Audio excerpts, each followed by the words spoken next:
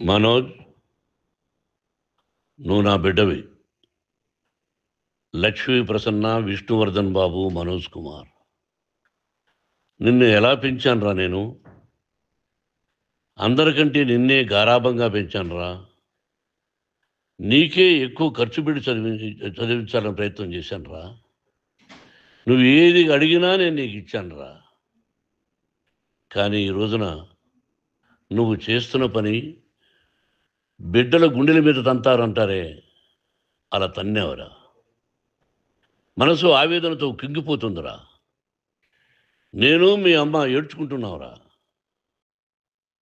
Journalism ఉన్నది లేనిది, లేనిది ఉన్నట్టు రాస్తున్నారా. నువ్వు నన్ను కొట్టడం ఏంట్రా? నా బిడ్డ నన్ను తాకలా. ఇద్దరం ఘర్షణ పడ్డాం కొన్ని కారణాల వల్ల. ప్రతి ఫ్యామిలీలోనూ ఉంటాయిరా ఇవి. లేనివాడు ఎవరైనా ఉంటే ప్రపంచంలో ఒకరున్నారేమో, 1% ఉంటుందేమో. అటువంటి వాళ్ళ ఇంటికి వెళ్ళి కాళ్ళు గడిగి నిద్ర పూసుకోవచ్చు. భారత భాగవత రామాయణాలు చూసావు కదరా. ఏమిటిది? మీ అమ్మ ఎంత కుమిలిపోతుంది ఈ రోజున హాస్పిటల్ చేరింది. నీ వల్ల హాస్పిటల్ చేరుతాను. చూడు మనోజ్, నీకన్నీ ఇచ్చిన ఈ రోజున నువ్వు నా గుండెల మీద తనడమే కాకుండా అపకీర్తి తీసుకొచ్చావు. ఏదేదో రాశావు, ఏదేదో చెప్తున్నావు. కొంతమంది జర్నలిస్టులు ఉన్నది లేనిది, లేనిది ఉన్నట్టు రాసేవాళ్ళ తత్వం వాళ్ళకి. ఎందుకంటే టీఆర్పీ పెరగాలి. ఇది వాళ్ళ నైజం. మనం మార్చలేము. వాళ్ళందరి మీద మన కోర్టుకు వెళ్ళలేము. వాక్ స్వాతంత్రం అంటారు, ప్రజాస్వామ్యం అంటారు. ప్రజాస్వామ్యంలో కూడా కొన్ని హద్దులు ఉన్నాయి. ఇది నీకు తెలుసు అనుకున్నా. ఎంత మంచి నటుడివి నువ్వు. నీ భార్య మాటలు విని తాగుడుకు అలవాటు పడిపోయావు. వింటున్నావా మనోజ్? ఎవరిని నమ్మాలో ఎవరిని నమ్మకూడదో పరిస్థితి తీసుకొచ్చావు. విద్యాలయాలు ఎంత గొప్పవిరా.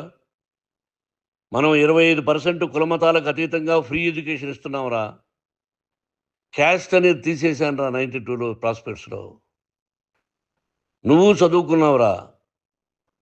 అక్కడ చదువుకున్న బిడ్డలు ఐఏఎస్, ఐపీఎస్ అయ్యారురా. ఎంతోమంది గొప్పవాళ్ళు అయ్యారురా. నువ్వు నటుడుగా ఎంతో గొప్పవాడివి.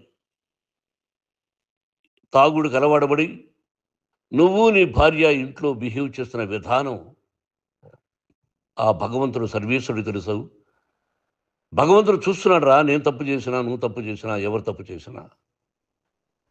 ఎంత అవకాశం ఇచ్చావు మాట్లాడుకునేదానికి అందరికీ. ఇన్ని సంవత్సరాల్లో మన విద్యాలయాల్లో ఒక్క తల్లి కానీ ఒక తండ్రి కానీ ఏమైనా చెప్పారా? ఆ బిడ్డలు మన బిడ్డలు రా. మీరెంతో నాకు అక్కడ ఉన్నవాడు కూడా నా కూతుర్లు, నా కుమారులు. ఎంతమందికి ఫ్రీ ఎడ్యుకేషన్ ఇస్తున్నావు. వాడి దగ్గర ఏది ఆశించరా. నువ్వు ఎందుకు ఇలా తయారైపోయావు? ఎందుకు ఇంట్లో ఉండే పనివాళ్ళని అందరినీ కొడుతున్నావు? పనివాడు వాడు పని చేసుకోవడానికి మన ఇంటికి వచ్చాడు రా. ఆ పనివాడిని కొట్టడం చాలా మహాపాపంరా. నేను వేరురా. నేను దండించడం వేరురా. నేనెవరిని ఆ చిన్న వాళ్ళని కొట్టి ఇచ్చేసి చేయలేదురా. సినిమా ఇండస్ట్రీలో మోహన్ బాబు కొడతాడు, తిడతాడు అంటే అది షూటింగ్లో జరిగి ఉండొచ్చేమో.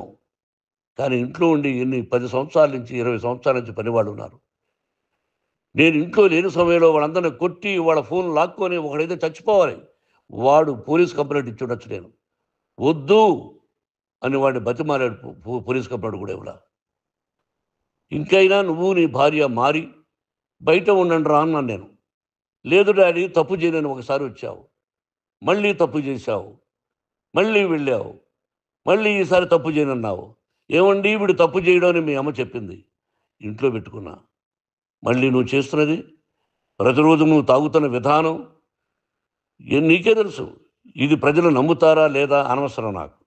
నేను నీకు చెప్తున్నా, ఇంతటితో పులి స్టాప్ పెట్టాలి. 3 రోజుల నుంచి రకరకాలుగా రాస్తున్నప్పుడు నా మనసు ఆవేదనతో ఉంది.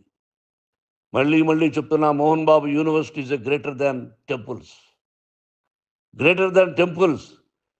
బిడ్డలను కాలేజీలో చేర్చుకునే ముందు చెప్తారు, అన్నయ్య ఎంత ఉంది యూనివర్సిటీ రూల్స్, ఇది మా పద్ధతి, మీకు ఇష్టమైతే చేర్చండి.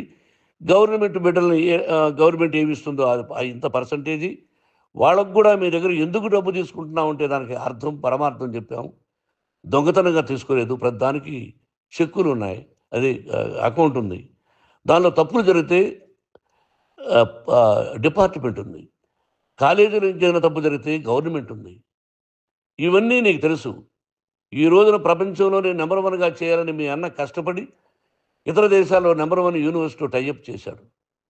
ఈ రోజు నువ్వు చేసిన విధానం ఏమిటి? నువ్వే ఒకప్పుడు నాకు ఇవి ఏమొద్దు నేను యాక్టింగ్ అన్నావు.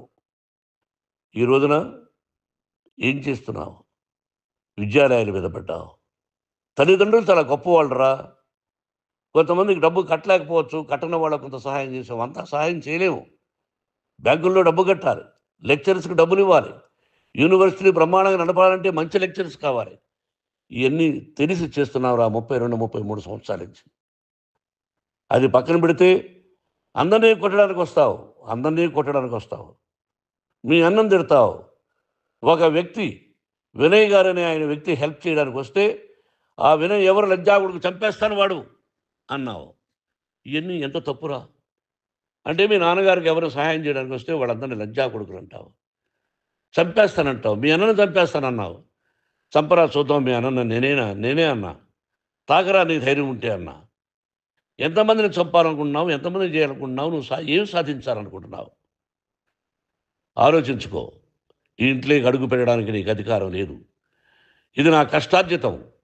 మా నాన్నగారు రూ. 10 పైసలు కూడా ఇవ్వలేదురా. మంచి జన్మనిచ్చాడు మా నాన్నగారు. మద్రాసుకు వెళ్ళి వీధుల్లో అడుగు తిన్నానురా. ఒక పూట కూడా భోజనం లేకుండా అడుగు తిన్నానురా. న్యాయంగా మోహన్ బాబు తిడతాడు, కొడతాడంటారు కానీ మోసగాడని అనలేదురా. నీట్ పార్లమెంటేరియన్గా బయటొచ్చానురా. నువ్వు నా పరువు ప్రఖ్యాతులు మంట కలిపావు.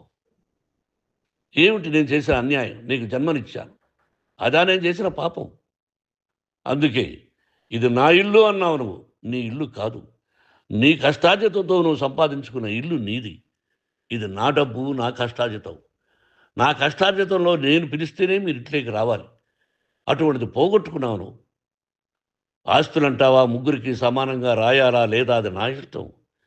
ఆస్తులు ఇస్తానా, లేకపోతే గంగపాలు చేస్తానా, లేకపోతే ఎవరికైనా దాన ధర్మాలు చేస్తానా, అది నాకు సంబంధించిందిరా. నా కష్టార్జితం రా. మీరు చేస్తున్న విధానం గుణగణాలు కావాలరా. మందు తాగచ్చురా. ఎంత తాగాలి? నేను కూడా 1 or 2 పెగ్స్ తీసుకుంటా. ఇది తప్పు కాదు, జనానికి తెలియాలి. నా డబ్బు ఇది. తాగి ఎవరిని కొట్లా. తాగి నేను తింటున్నా. అది ప్రజలకు అక్కర్లా. నేను తప్పు చేస్తేనే ప్రజలకు కావాలా. ఇవన్నీ ఉన్నాయిరా. ఇవన్నీ తెలుసుకో. జర్నలిస్ట్ సోదరులారా, మీకు నా గతాన్ని తెలుసు, నా భవిష్యత్తు, నేను ఎక్కడి నుంచి వచ్చాను కూడా మీకు తెలుసు. ఈ రోజున మీరు రాస్తున్న విధానం, నా బిడ్డ నన్ను కొట్టాడన్నారు. ఎంత తప్పు. ఈ రోజున నా బిడ్డ మీద కోపంతో అవును చెప్పచ్చు. కాదు, వాడు నా మీద చెయ్యెత్తలేదు. నేను ఘర్షణ పడ్డాం. ఘర్షణ వేరు, కొట్టుకోవడం వేరు. గాయాలతో హాస్పిటల్కి వచ్చి కుంటుగా నడిచాడు. మళ్ళీ ఏమని పోలీస్ స్టేషన్కి వెళ్ళి చెప్పాడు. ఎవరో ఇద్దరున్నారు, వాళ్ళిద్దరూ నా మీద దాడి చేశారన్నాడు. నా ఇంట్లో పనిచేస్తున్న వ్యక్తుల గురించి పోలీస్ స్టేషన్కి వెళ్ళి చెప్పవలసిన అవసరం అతనికి లేదు, హక్కు లేదు. పోలీస్ డిపార్ట్మెంట్ కూడా తెలుసుకోవాల్సిన విషయం. నా ఇంట్లో ఉండే వర్కర్స్ మీద నేను కంప్లైంట్ ఇవ్వాలి. నువ్వు పర్మిషన్ లేకుండా నా ఇంట్లోకి నువ్వు చొరబడి ఈ ఇల్లు నాదంటూ ఇంట్లో పనిచేస్తున్న వర్కర్స్ మీద కంప్లైంట్ ఇచ్చావు. అది ఎంతవరకు పోలీసు న్యాయమో రూల్సో చూద్దాం. పోలీస్ డిపార్ట్మెంట్ ఇంటికి వచ్చింది. వాళ్ళకి రాశాను ఉత్తరం. అయ్యా, నేను సీనియర్ సిటిజన్ని, నాకు రక్షణ లేకుండా ఉంది. నా బిడ్డ వల్ల నా ఇంట్లో నుంచి నా బిడ్డను పంపించేసి ఇది నా ఇల్లని. వాళ్ళు నాకు సమాధానం ఇవ్వలేదు. ఇవ్వకపోగా ఎవరిని పట్టించుకోలేదు. ఇప్పుడు పోలీసు వాళ్ళు వచ్చి ఏమండి రూల్స్ ప్రకారం నా బిడ్డ ఇంటికి రాకూడదంటే మాకు హయ్యర్ అథారిటీ వాళ్ళు ఫోన్ చేశారు. మీరు ఎవరిని స్టాప్ చేయొద్దండి, బయట నుంచి ఎవరైనా వస్తే వాళ్ళని స్టాప్ చేయండి అన్నారు. 2 రోజుల నుంచి 10 మంది 20 మంది వస్తున్నారు. వాళ్ళు అలా చూస్తూ నిలబడ్డారు. వాళ్ళు ఫోటోలు తీసుకున్నారు. వాళ్ళ మీద మళ్ళీ వదిలేస్తున్నారు. ఎవరిని నిందించాలి? But I give respect to the police department. వాళ్ళకి ఎవరు ఏ అధికారి ఫోన్ చేశాడో, ఆ అధికారికి ఏ పొలిటీషియన్ చేశాడో అది వాళ్ళకే వదిలేస్తున్నా. కాబట్టి వాళ్ళు పోలీస్ కంప్లైంట్ ఇచ్చినా కూడా మేము సంబంధం లేదని అంటున్నారు కాబట్టి నేను నా బిడ్డను నిన్ను నాపు చేస్తున్నా. నువ్వు ఇంట్లోకి వచ్చే అధికారం నీకు లేదు. నువ్వు వచ్చి నీ బిడ్డను తీసుకెళ్ళు. సంతోషం. నువ్వు రాలేదు, నీ బిడ్డను జాగ్రత్తగానే చూసుకుంటావు. Take care your daughter, that's all. మీ అమ్మ హాస్పిటల్లో అడ్మిట్ అయింది. రేపో ఎల్లుండో మీ అమ్మను పిలిపించి బాగైన తర్వాత ఇదిగో నువ్వు నీ కొడుకు బిడ్డను తీసుకెళ్ళి వాడికి అప్పచెప్పని చెప్తాను పోలీసు వాళ్ళ ఆధ్వర్యంలో. ఇది 100% జర్నలిస్టు సోదరులారా, పులి స్టాప్ పెట్టండి. మీకు కుటుంబాలు ఉన్నాయి, మీ యజమానులకు కుటుంబాలు ఉన్నాయి. మీ కుటుంబాల విషయాలు, మీ యజమానుల కుటుంబాల విషయాలు మేము ఎవరు జోక్యం చేసుకోవాలా. మేము నటీనటులం. మాది తప్పుంటే నటుడుగా నన్ను ఫెయిల్యూర్ అని రాయండి, నా నటన బాగలేకపోతే రాయండి. బట్ ఇంటి లోపల సందులో నుంచి చూస్తూ తప్పు చేస్తున్నామని ఉన్నది లేనిది ఉన్నట్టు రాయకండి. మీకు నా హృదయపూర్వక నమస్కారాలు. ఇన్ని రోజులు హృదయపూర్వకంగా ఎంకరేజ్మెంట్ చేశారు. ఆ ఎంకరేజ్మెంట్కు నమస్కారం చేసుకుంటూ I love you all. I love you police department. మీరు న్యాయంగా ధర్మంగా నడుచుకోండి, ఎవరికి తొత్తుల్లాగా ఉండొద్దండి అని మనవి చేసుకుంటూ నేను సెలవు తీసుకుంటాను. Thank you very much for all the journalist. ఇక్కడ పులి స్టాప్ పెట్టండి.